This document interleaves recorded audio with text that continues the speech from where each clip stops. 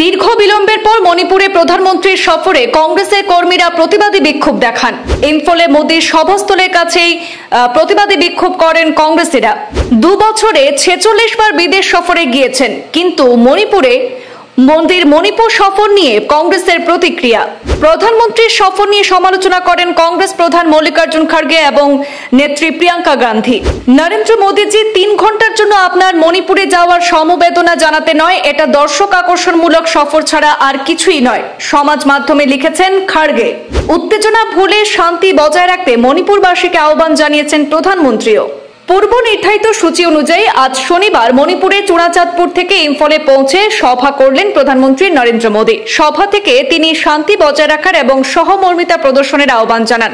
একই সময় ইম্ফলের কাংড়া দুর্গের মাঠের কাছে কংগ্রেস কর্মী সমর্থকরা তাদের বিক্ষোভ প্রদর্শন করেন। ঘটনাস্থলে পুলিশ উপস্থিত ছিলেন এবং বিক্ষোভকারীদের নিরাপদভাবে কংগ্রেস দপ্তরে নিয়ে যাওয়া হয়। শনিবার সকালে কংগ্রেস সভাপতি মল্লিকার্জুন খাড়গে মোদীর মণিপুর সফর নিয়ে সমালোচনা করেন।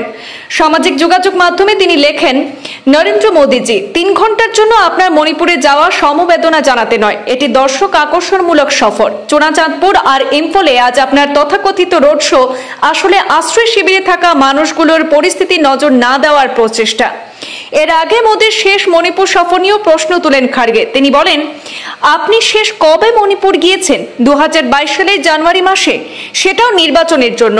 আপনার ডবল ইঞ্জিন সরকার মণিপুরের নিরীহ মানুষদের উপর সরকারি পদক্ষেপগুলো কার্যকর করেছে। খাড়গে অভিযোগ করেন যে মণিপুরে এখনো হিংসার ঘটনা ঘটছে। সেই পরিস্থিতি সামাল দিতে মোদী এবং কেন্দ্রীয় স্বরাষ্ট্রমন্ত্রী অমিত শাহের পদক্ষেপ পর্যাপ্ত হয়নি বলে তিনি মন্তব্য করেছেন।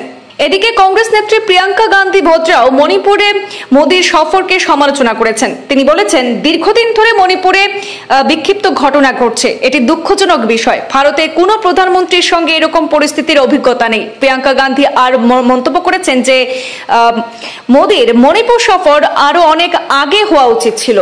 কিন্তু প্রধানমন্ত্রী নরেন্দ্র মোদী অবশ্য চূড়াচাঁদপুরের পর ইম্ফলেও শান্তি প্রতিষ্ঠারই বার্তা দিয়েছেন। ইম্ফলেও আশ্রয় শিবিরে গিয়ে ঘরছাড়াদের একাংশের সঙ্গে কথা বলেছেন প্রধানমন্ত্রী। প্রধানত কুকিজ অধ্যুষিত মণিপুরের পাহাড়ি এলাকা এবং মেইতেই অধ্যুষিত উপত্যকার মধ্যে সেতু বন্ধনের ডাক দেন প্রধানমন্ত্রী। ইম্ফলে মোট 1200 কোটি টাকার প্রকল্পের উদ্বোধন করেন প্রধানমন্ত্রী। ভারতের স্বাধীনতা সংগ্রামে মণিপুরের মানুষদের ভূমিকার কথাও তুলে ধরেন তিনি।